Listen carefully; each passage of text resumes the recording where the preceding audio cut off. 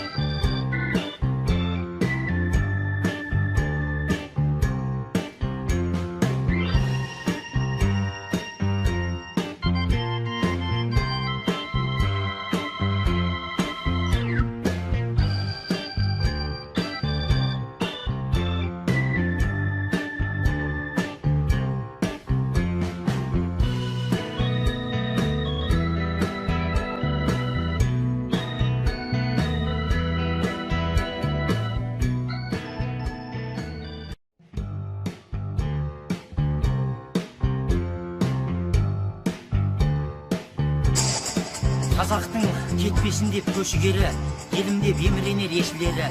Қазақта екі бірдей жаңа жыл бар, бір түрлі көрінеді осы жері. Әттең шіркін, мен бармаған қазақтың атырабы, маған кел деп мазалап шақырады. Мен баспаған қазақтың топырағы, арманымдай алдында жатырағып. Мен татпаған қазақтың дастарханы, маған ылғи түсімде ас тартады.